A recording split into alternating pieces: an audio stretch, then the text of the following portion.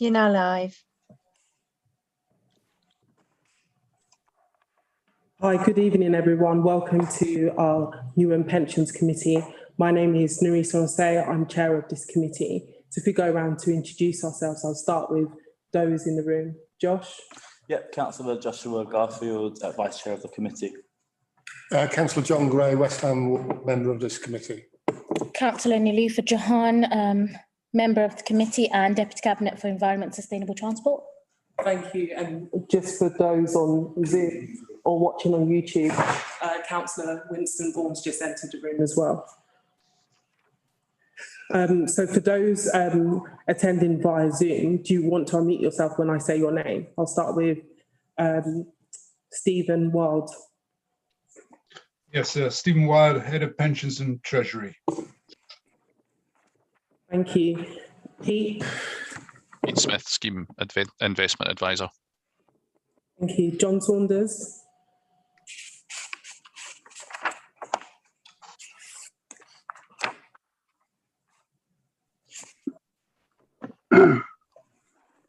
Did you call me? Yes, John. Okay, we had a note to say we had to remain muted and off screen as well. That's fine, but you should still introduce yourself. Very difficult when you're muted though. So good evening, everybody. John Saunders, member of the Pension Board. Thank you, Chair. Thank you, John. James Cox. Hi there. James Cox, Head of People Transactional Services, covering for Pensions Administration. Thank you. Mumtaz. Mumtaz Begum, Head of Law, Officer to this committee. Thank you. Conrad. Hi, I'm Conrad Hall. I'm the Council's Corporate Director of Resources and Chief Finance Officer. Thank you. Stella. Stella Itanik, GMB Rep, an observer. Thank you. Montford. Montford Walden, Branch Secretary of Unite. Thank you. Gloria. Gloria Hanson, Unison Branch Secretary. Thank you. Tara. Tara Haroon, Pension Fund Accountant. Thank you. Dave. Good evening, Dave McNamara, Director of Finance at OneSource. Thank you. Tej. Hi, this is Tejonidhi Kashyap, the Chair of the New and Pensions Board. Thank you. Have I missed anyone out? Yes, me, Chair. I thought I said you earlier. Jackie. Sorry. Jackie Andres, Pensions Contracts and Projects Manager. And me, Chair. Rakesh Rajan, Manager of the Pension Fund. Thank you. Sorry, it's because it flips. When you read out everyone's names, it sort of just flips the rotation of who appears. Thank you, everyone. Thank you. So we'll move on to the next item of the agenda, which is voting the Vice Chair for the municipal. Do we have any proposers and seconders or any nominations? Proposed, Josh. Second. Thank you. So all those in favour in the room, you can raise your hands. Thank you, and that's carried. Josh is re-elected Vice Chair of this committee for this municipal year. Thank you, everyone. Thank you. So if we move on to the public part of the minutes of the last meeting. I'm sorry, Chair, just apologies for.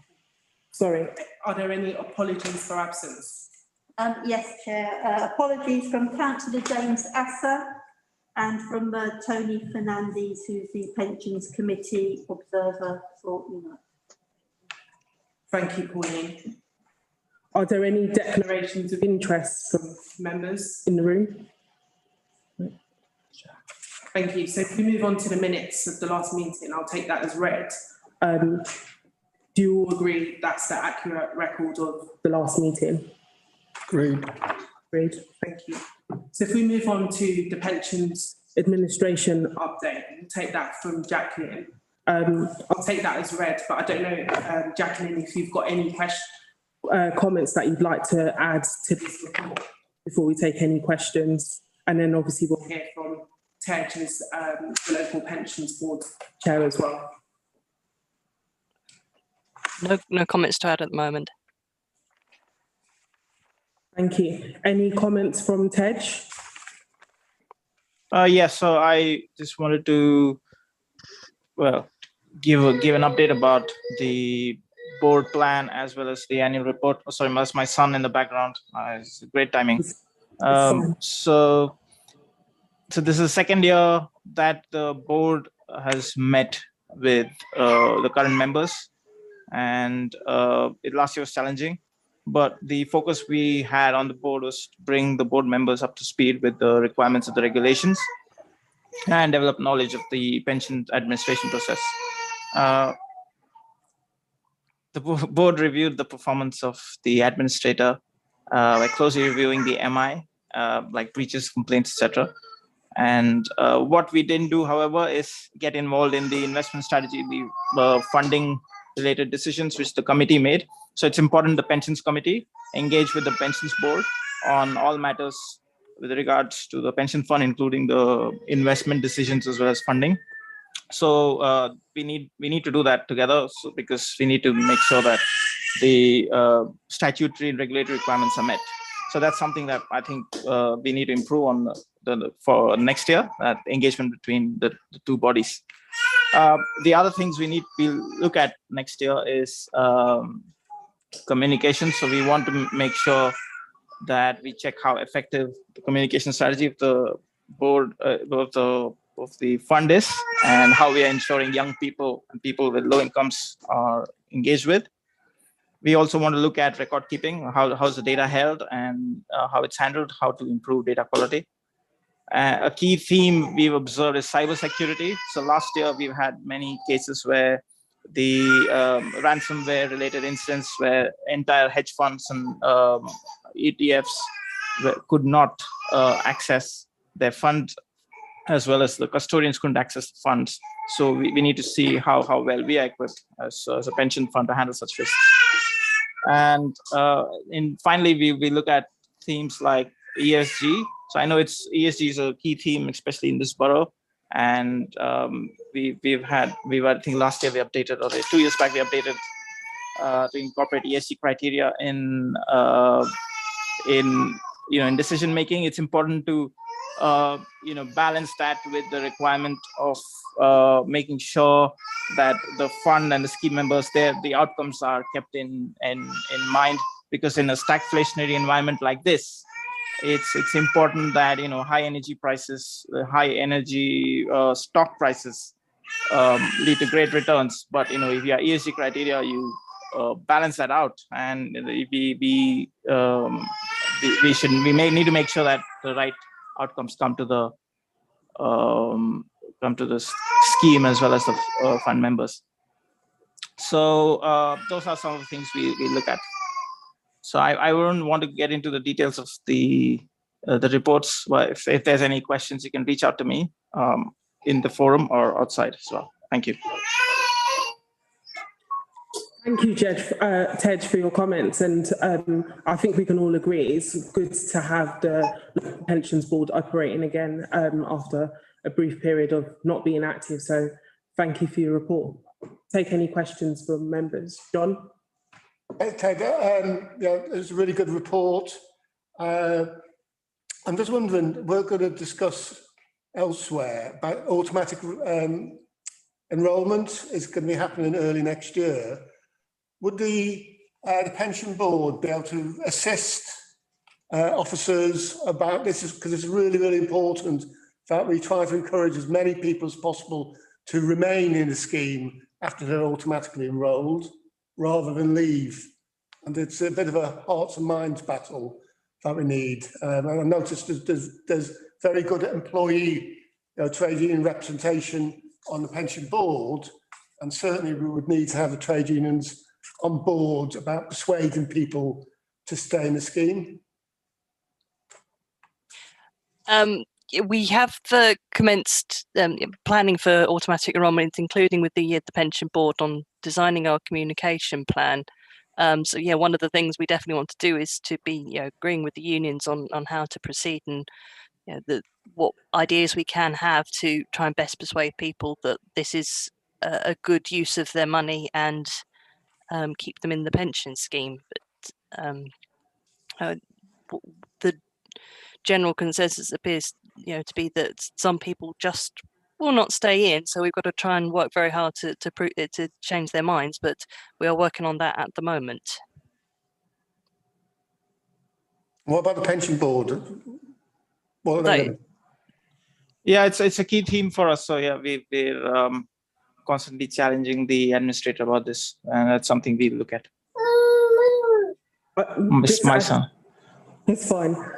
Just to add, John, I've had conversations with officers about this in terms of, I did raise, is there a way to include that as part of pay slips so people are aware of it, that it's coming, rather than, they get their pay slips in the months coming and they see that as a shock, etc. And I know that officers have said that they're going to look at ways to incorporate that, etc. So.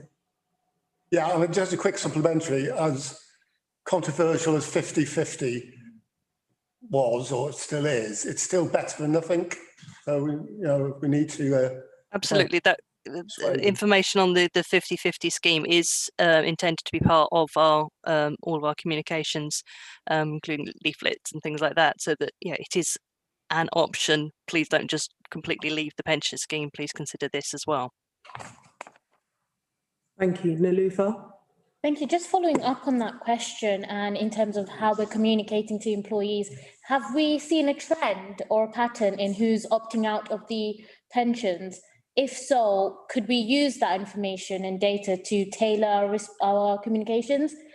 Is it that we have young under 24s that are, just coming out of the, opting out, because they don't see a future in investing in their future now, and stuff like that? Could we make it more interesting rather than just telling them that they should just stay on the system?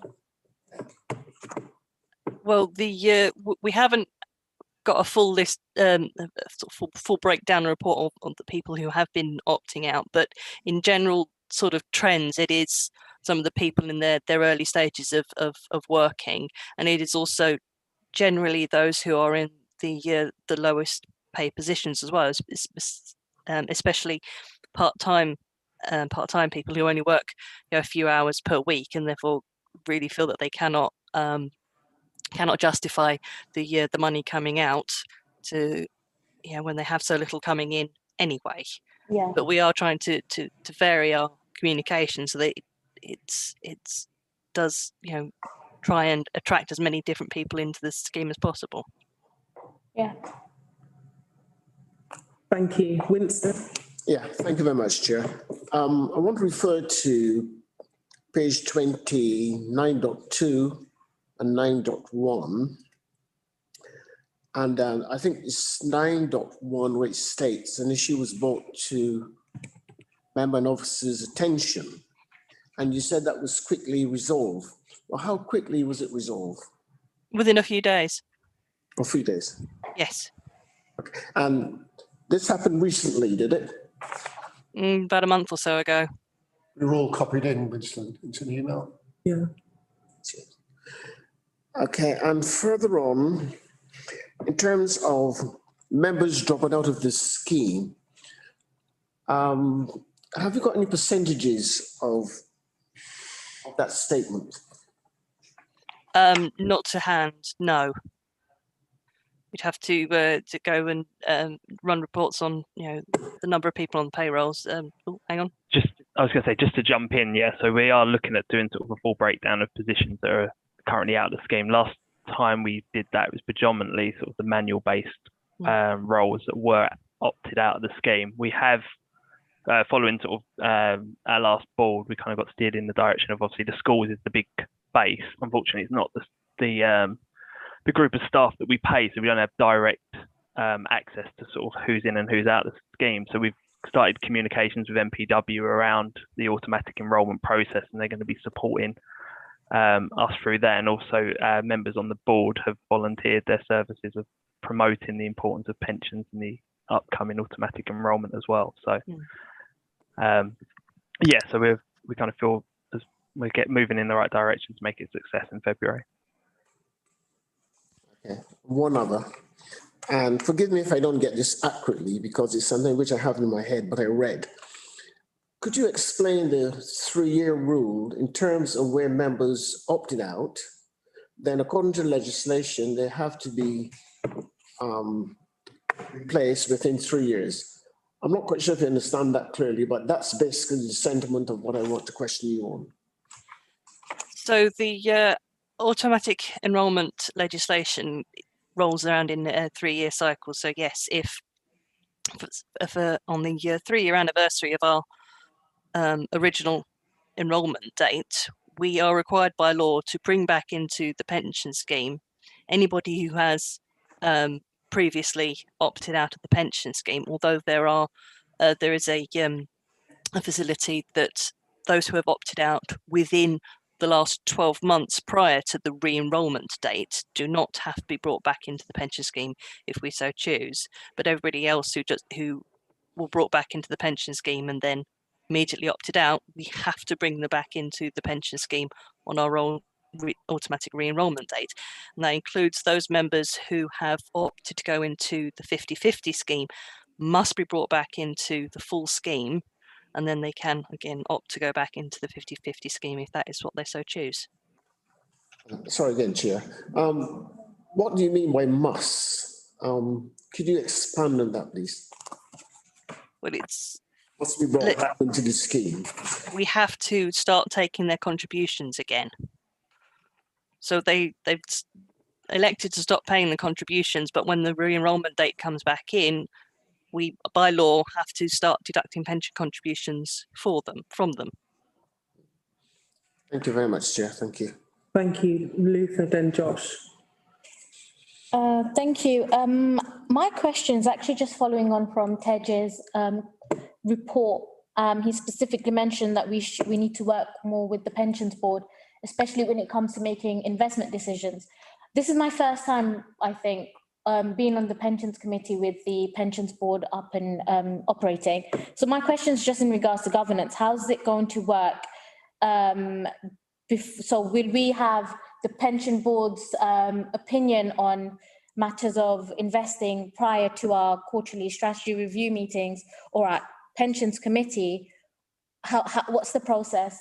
And what happens if there's a conflict where the pensions committee feels we should go a certain way, but the pensions board might feel we shouldn't? What happens in that occasion? Just to clarify, Nalutha, their role is sort of to ensure that we have good governance of the scheme and administration. So effectively, they'll be looking at what we do after we've made investments. Oh, right. So they wouldn't be involved in deliberations or decisions afterwards, scrutiny to ensure that we're adhering to governance. So they will look at things like our investment strategy, governance more generally, and the administration of the pension scheme. I don't know if anyone else had anything else to add. Oh, I thought it was more active from Tej's contribution. No, but I think part of the challenge has been, because we've been in the pandemic, it's difficult to obviously have these lines of communication. I think prior to that, the pensions board were going through a period of training, etc. And I think we're now at a point where we should probably have these discussions with them going forward, etc. I don't know if Chair, I'd like just like to add that our role is of oversight and challenge. So we will not we do not participate in any investment decisions as such, but we can very well ask why a certain why the asset allocation is a certain way, or why a certain fund manager was chosen, or like last year we quizzed the Rakesh a lot on the cessation of a very important interest rate benchmark, which is going to happen later this year. So we periodically question it, because that was that's something which the committee may or may not have picked up by itself, but the board was able to challenge on that. And I think that was one example where the board challenge was useful, where the question was asked to the fund managers and they responded with their their plans of how they'll manage the risk related to the cessation of that key interest rate. Thank you, Ted. So I think just see it as sort of an advisory scrutiny role. Like, Yeah, that's totally fine. I just want to see how it would work. Yeah. Thank you. Josh? Thank you, Chair. I have a couple of questions, if I may. Josh, then Gloria. Sorry. Wonderful. I'll start with a question I had about the annual allowance communication. Sorry, the clock tower is going off and distracted me somewhat. If somebody is at risk of exceeding their annual allowance, we are duty bound to inform them, and I'm assuming there is some sort of a trigger system in place to do so. I wondered whether the same trigger system, because to my knowledge, we haven't failed to communicate to somebody when they are at risk of exceeding their annual allowance, as is our duty. But I know in the report there have been some other communication mishaps, if you were, that we've had to iron out a little bit better. And I wondered if the system that triggers a letter for the annual allowance could be the same trigger we use for other instances, for the re-enrollment, for example, and the 50/50 stuff that Councillor Gray was alluding to, if that had been explored. The notifications for annual allowance come directly from our third-party administrator, LPPA, and they are normally come about due to the production of the annual benefit statements due to the reports they run on that. So they're the ones that deal with the annual allowance on our behalf, whereas automatic enrolment is specifically an employer duty, so they are not getting involved with that side of things. So those sort of reports would, there isn't anything that would sort of trigger it from their side. It's work that we're doing on our payroll database ourselves rather than them. Is there a lessons learned opportunity there to utilise the same method that the third party is, so that we have the same assurance of those trigger systems communications? They're running reports based on the pensions database, and unfortunately we don't have access to running those sorts of reports. We just have view-only access on the pensions database, whereas obviously we have full access to the payroll database and can run any report that we can come up with on that. It should be noted as well, sort of the payroll system would hold all the individuals, whether they're in the scheme or out the scheme, whereas the pension administration system would purely hold the members who are sort of active or they've had a deferred benefit held within them. So it's actually accessing it from the employer records, which is the payroll system for officers, and then it's working with MPW with their payroll provider for the schools-based staff to target the individuals who aren't in the scheme and who are sort of in 50/50 membership. So it's about a database reliance issue. Are we confident that we've got sufficient systems in place to avoid any repeat of somebody not being informed about something that should be triggered? Absolutely, yes. We're preparing everything at the moment, so there shouldn't be anybody who is unaware of the situation.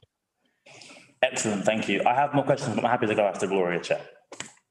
Okay, thank you. Gloria? Gloria Hanson, Unison.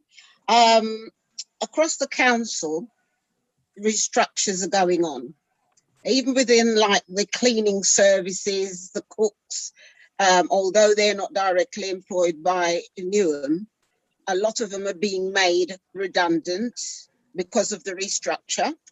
And you know, they're actually losing their job. I know with the part of the council where we've got social workers, a nice amount of social workers have joined the council on a permanent basis. So, but I'd like to know, is there a way of finding out or recording what is being, you know, the money, the amount of people that has left the pension fund, you know, and how it will show the difference in the fund. Or won't that show up until like the end of the financial year? You'll be able to say, well, then within 21, 22, we've lost this amount, but we've gained. Is that a way we could, and then report back? Those sorts of findings would come out from our valuation, which is run every 3 years, which happens to be next year. So I would suspect that sort of data, any sort of data along those sort of lines would be shown up as part of our valuation. And we would have some sort of idea perhaps on end of year details, but mostly it'd be the valuation. Okay, thank you. Thank you, Gloria. Josh? Yeah. John? Thank you, Chair. I had a question about our communications plan. I noted that planning had commenced with the plan on getting a variety of media options and using, I would hope, some creative tools. The chair of the committee and I came across an article earlier today that informed what one would presume the article was targeted at young people, the way it was phrased and designed, but it informed people how much money they would need to be saving in their pensions pot, both as a percentage of their defined contributions from their employer and their own salary, and then how much they would need at the end of, well, at retirement age. And it gave a few examples, one of which was the Waitrose nan who had enough money to go on holiday to a European city twice a year and shop at Waitrose, and somebody else who only had enough money to do more of a local trip, but still to give checks to the grandchildren, stuff like that, that was communicated in a way that was relatable to somebody who perhaps, like myself and other members of the committee, are somewhat of a way off retirement age. And we understand the importance of pensions, but of course not everybody does. And we're talking about retaining younger people and ensuring that everybody understands the value of a pension and the need for it. And I think talking about what you have at retirement age and what you risk not having in terms of the comfort of lifestyle that we would want in retirement is really key method of communication. We're happy to share that article with you, but I wondered what level of creativity had gone into that communications plan and where are we with that? Thank you. I can see Conrad's hand up. Well, you go first, Jackie, on the comms plan, and then perhaps if I could make a couple of sort of just general remarks on the comments that have been made. I think that might be a better way of handling it, if that's all right. Well, as part of our communications, we will be giving examples of what the generally accepted level of income in retirement is, and how that is way higher than the even the full state pension, and the implication therefore being that you need to save something else to have a decent level of income in retirement. I would be interested in seeing the article that you refer to, and we can maybe we can pinch some of the ideas and add them in and go from there. Absolutely, to endorse that. I mean, everyone knows that pensions is a difficult subject to communicate about. It's complicated, and it's about something that for most of us it is some considerable way off in the distance. So these are all really helpful suggestions about how to sharpen up the way we do that. And of course our position is we want to do everything we can to make our employees aware of the benefits of the pension scheme. And I mean, there's no question it's a very good scheme. We just need to be ever so slightly careful that we don't stray into that sort of territory of advising people in any sort of formal sense. I mean, clearly you asked me my opinion.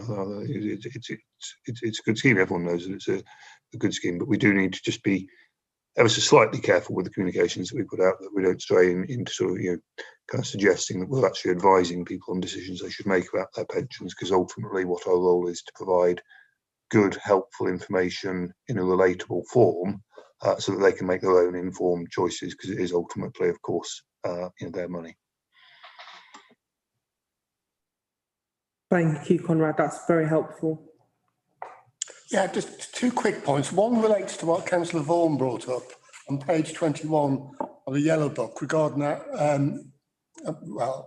maladministration or whatever case. I'm not aware that we were actually paying people an enhanced pension outside of the LGPS. Was this some sort of gratuity scheme that was paid for people who weren't eligible to join the LGPS because they were part-time workers?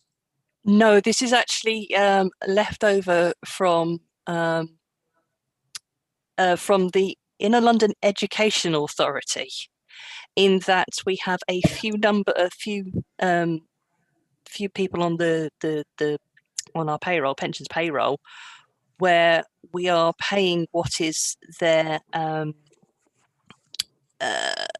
what's the word gone from me? They're teachers that were made redundant in the 80s. And whilst the Teachers' Pension Scheme are paying their main pension, we have to pay them their compensation. There's not a very large number of people that we have there, but there are still a few on there. Some of them would be the spouses of some of these pensioners as well. But yeah, this is not covered by the LPPA, and it's definitely not local government pension schemes. It's just a hangover from when the Inner London Education Authority was disbanded.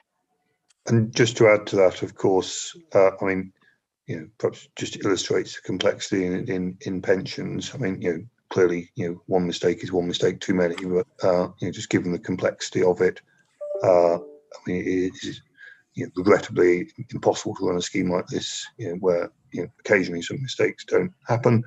The important thing is to put them right quickly when they do, and in a case like this, when then some of the communication started to, correspondence started to drift, clearly then to kind of learn the lessons from that to make sure it doesn't happen again. But I think it's important to emphasise Jackie's point. This is not some sort of systemic failure. It's an individual case on a particularly complex pension that as you've heard, dates from decisions taken in the 80s. Yeah, no, thank you. I've never heard of it, but that's convincing explanation. The second one was on page 25 about the voluntary scheme pay policy that Councillor Garfield also brought up. It mentions in 6.1 that the scheme has to be to ensure it's going to be cost neutral.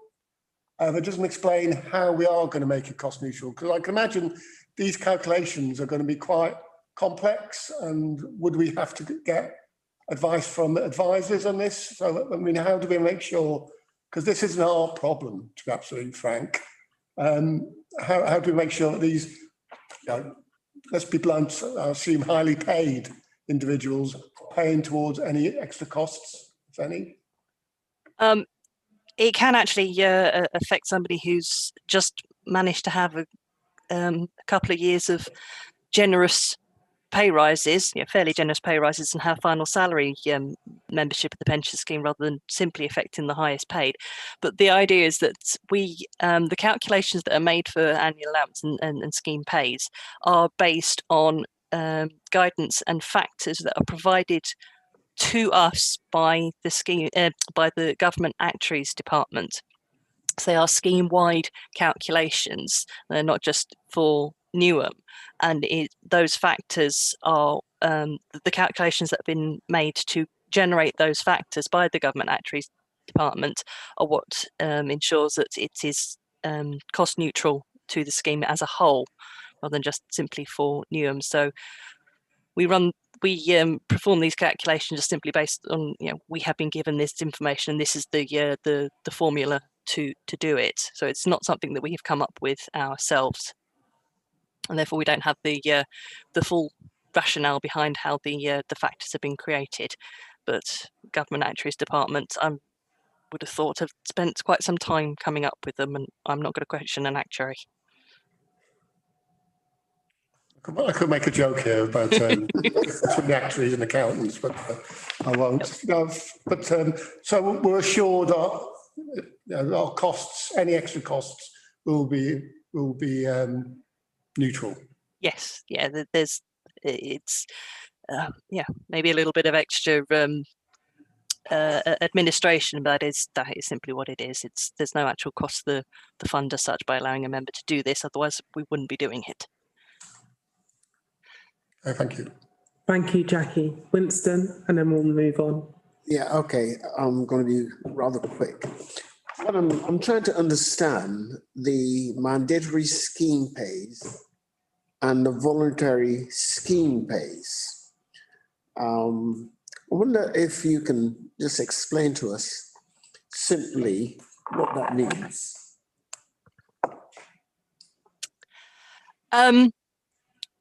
Most people who have an annual allowance excess would come under the mandatory scheme pays because the excess would have been caused by solely being within the Newham Council pension scheme, the local government pension scheme with Newham, and that the tax charge itself exceeds £2,000. The voluntary scheme pays it voluntary as in Newham get to choose whether or not to allow a member to take to use this facility. The mandatory is we have to allow them to use the facility. Voluntary, we get to choose. And they fall under the voluntary section as if their annual allowance excess is caused not just by being in the pension scheme with us, is that they've also got benefits elsewhere that together it's all put together. That's why they've exceeded. That's the main difference to it, is that if they've exceeded by being in more than one pension scheme, then we need to take a look at using voluntary scheme pays. If they've only exceeded using the local government pension scheme with Newham, then it comes under mandatory. Thank you. Thank you. You have another question? No. Now, Clear now, isn't it? yeah. Because then I didn't read the whole report. No, it's complicated. Would you like just sort of chip in slightly on this? Going, this is, as with most things to do with pensions, a really, really complicated area. And the point at issue here is when the value of someone's pension increases, say for example they've had a promotion, it's can apply to people at all sorts of levels, but you're more likely to apply to more senior people. The way the tax system works is that can generate, possibly quite a substantial amount of tax additional that they need to pay in that year to reflect the value of the pension that they will eventually get. And the legislation is set out so that there is an option then for the scheme to pay that tax on behalf of the individual, and in return, the scheme deducts an amount that is assumed by the actuary to be equivalent. So to put some cartoon numbers on it, I'm just making this up for the sake of illustration. Someone has got a tax charge of £5,000 and they don't have £5,000 to hand. They agree that the scheme will pay that tax for them, and the scheme, for the sake of argument, I'm just making up numbers here, agrees that their pension is reduced by £500 a year when they draw it, because over time those two things will even out on the actuary's assumptions about life expectancy and so on. So it's equal for the scheme, and it's just dealing with that situation where an individual might otherwise have a large tax amount to pay. And again, to emphasise, because of the nature of the way that these calculations are carried out, although you're right, this is more likely to apply to more senior people. It can often affect people on much more junior grades, for example, who've just had a significant promotion, and so it tries to avoid them, if you like, suffering the immediate cost of getting a promotion, which should otherwise be a sort of good thing for them. So that's what it's doing, and then the detail under it, as with anything with pensions, it is pretty complex, but that's the point that this is dealing with. Yes. Thanks. Thank you, Conrad, for those clarifications. If we move on to the recommendation, so we're asked to note the legislative/regulation and overall pension administration updates, and to approve the voluntary scheme pay policy per Appendix 1, and to note the Local Pension Board Annual Report 2020-21. So if we're happy to agree that, and to note the recommendations, could raise your hand, please. Pages, oh, sorry. What was your question? Sorry. No, I want to know what page you were on, that's the recommendations. So if you refer back to the first section of the page, sorry, I've got other things open, but for example, 15, yeah. Recommendations there. Okay, just let me. So in terms of the voluntary scheme, that's Appendix 1, which is 27 to 29. The annual report for the local pensions board is 31 to 37, and the business plan for the pension board is 39 to 45.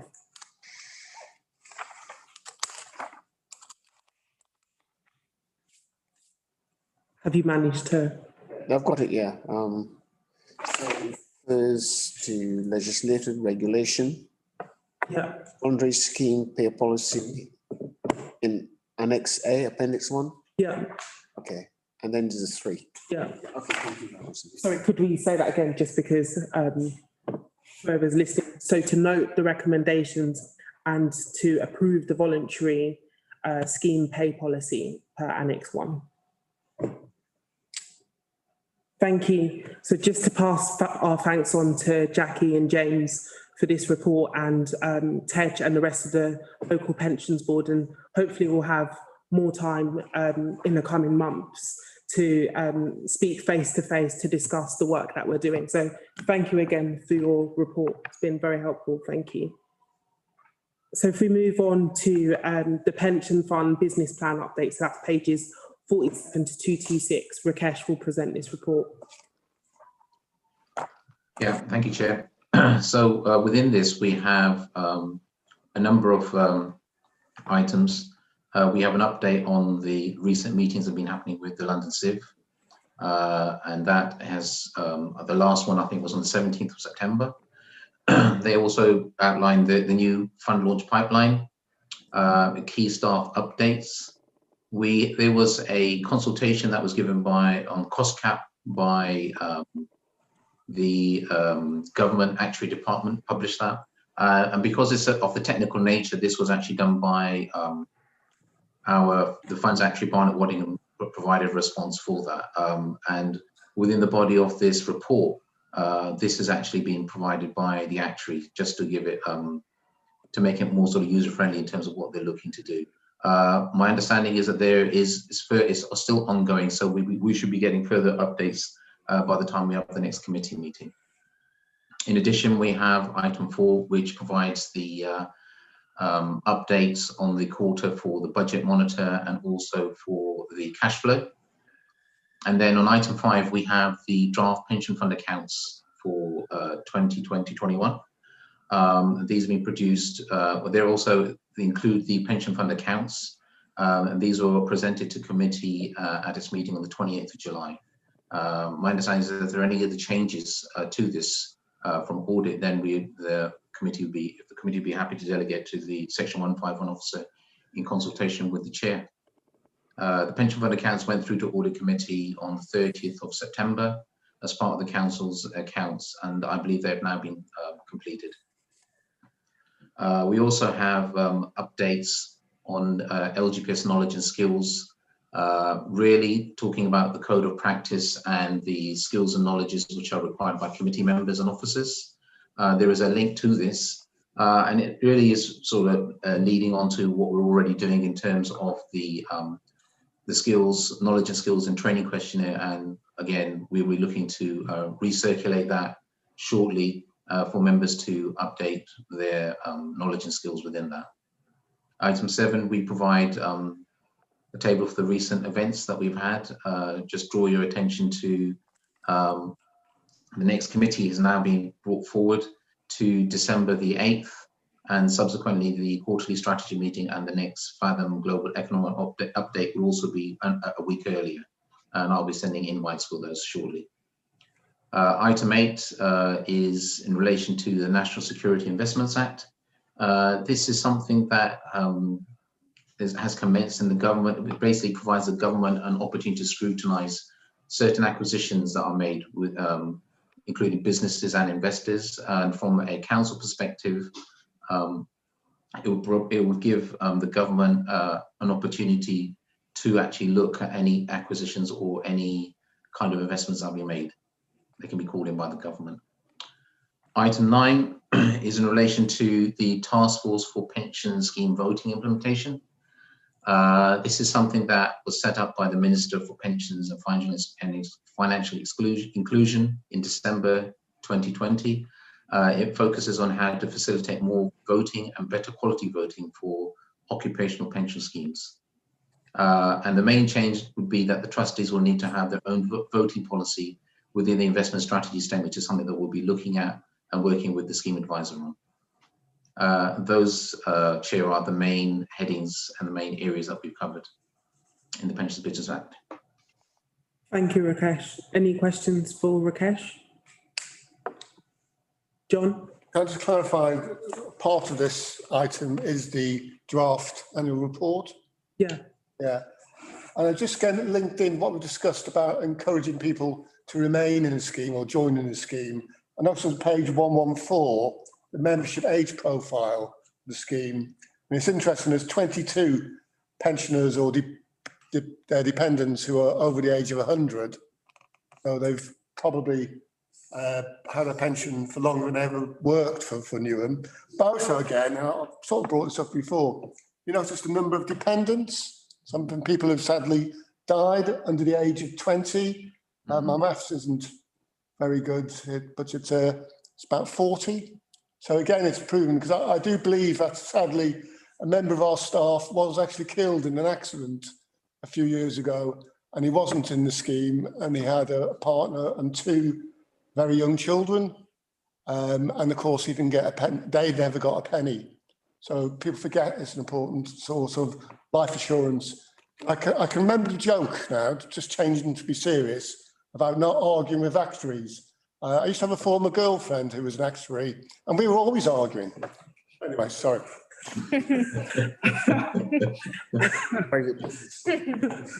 Thank you, John.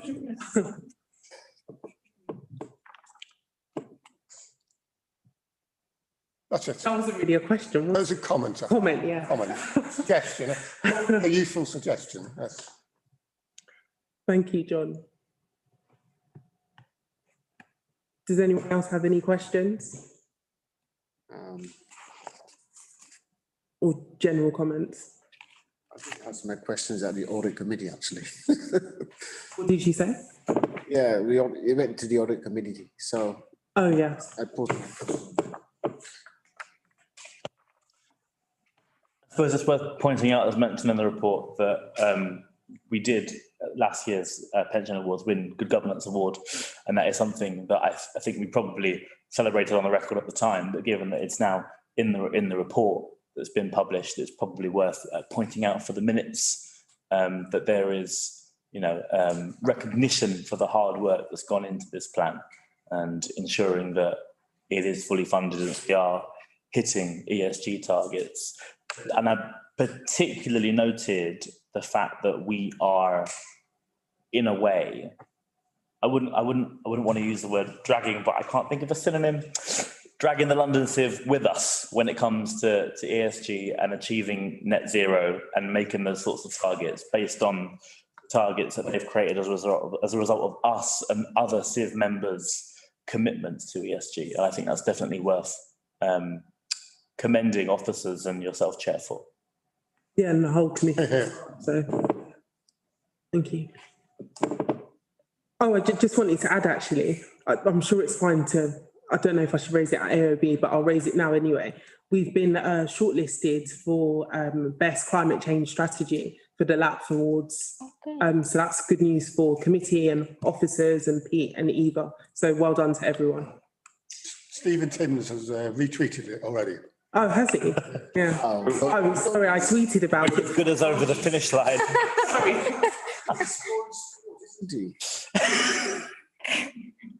So yeah, just wanted to say well done to everyone. Yeah. So could we note that Pauline actually are thanks to officers and committee, etc. Thank you.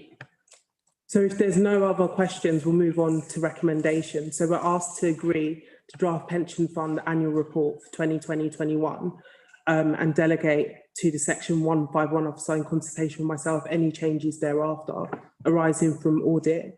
and we're asked to note this report, specifically Barnett Waddingham's response to cost control mechanism, funds budget monitor and cash flow update. Thank you, that's agreed. If we move on to the investment strategy update, so that's pages 227 to 246, Rakesh will present this report. Yeah, thank you, Chair. So there's two parts to this. This is the investment strategy update, which is in the public side, and then there will be some recommendations which will be part of the exempt items. So in relation to the fund's performance, as at Q2, the fund has actually increased to 1.61 billion, up from 1.58.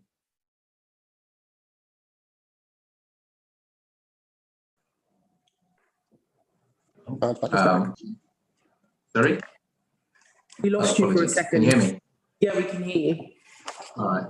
Okay. Apologies. And we have the copy of the investment advisor's monitoring report as one of the appendices.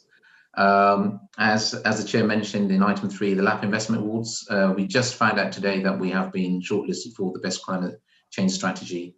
And these awards are scheduled to take place on the 15th of December. And I will be sending out the details to members shortly once I receive them. Moving on to item 4 in relation to the equities management update. Now, this is something that carries on from the theme that we've been discussing over a number of months in terms of the equities, the allocation, and the present makeup of that particular asset class. Also, just to say that we have successfully transitioned into the Elgin World Paris Aligned Index Fund as a seed investor to their flagship fund. This has, in effect, but that move has actually in equivalent reduced carbon emissions of equivalent of 9,500 cars off the road by making that switch into this new Paris Aligned Index Fund, which is obviously great news on that side. Members will be aware that we had a training session on the 23rd of September on the active and passive, and those will be discussing the options which were discussed at the QSR and which Pete will discuss further in the exempt items. Similarly, we discussed at the last QSR meeting in relation to the real assets mandate. There's some proposed changes to that particular mandate, and again, those will be discussed by Pete in the exempt part of the report. Those are the key things that we have for the public part of the investment strategy update, Chair. Thank you, Rakesh. Are there any questions for Rakesh? Just a reminder that if you're reading anything from pages 225 onwards, that's exempt.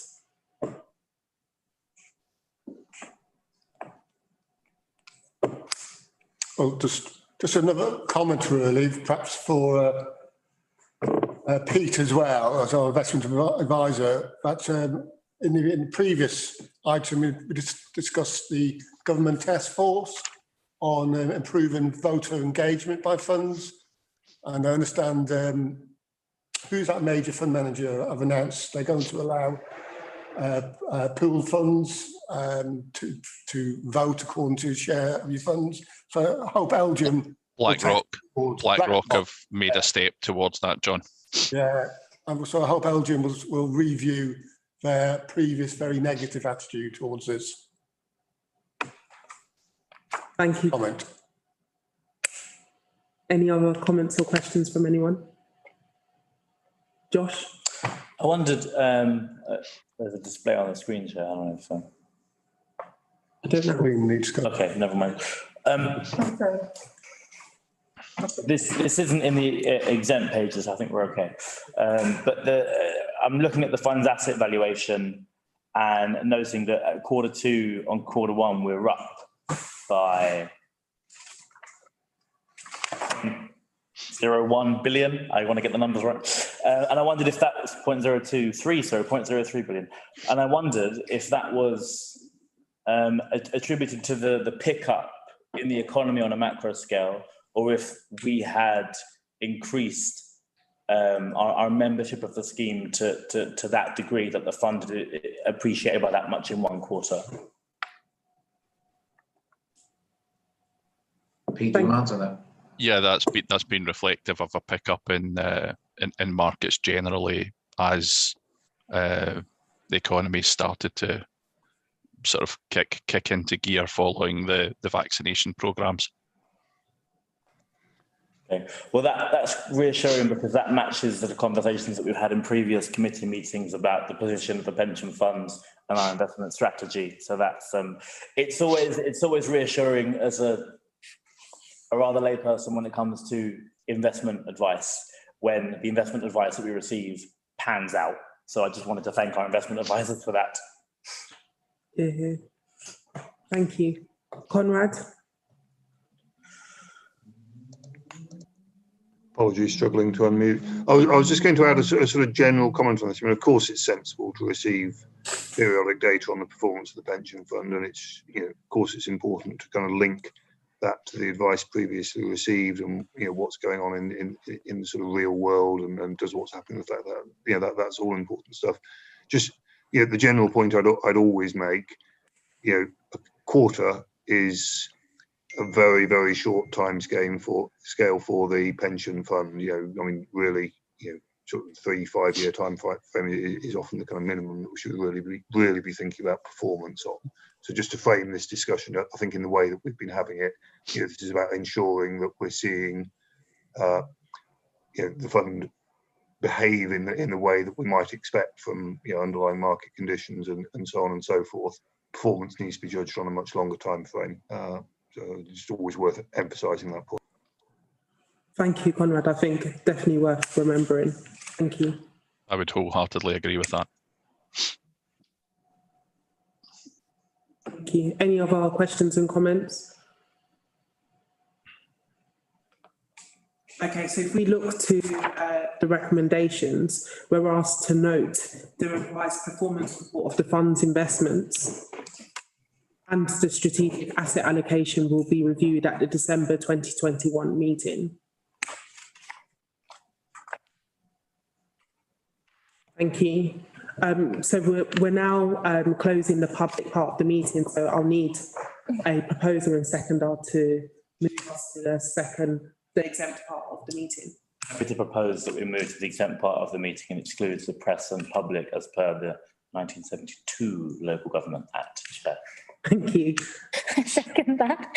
Thank you. All those in favour? Thank you. So just wanted to say thank you to any members of the public watching. The next day of our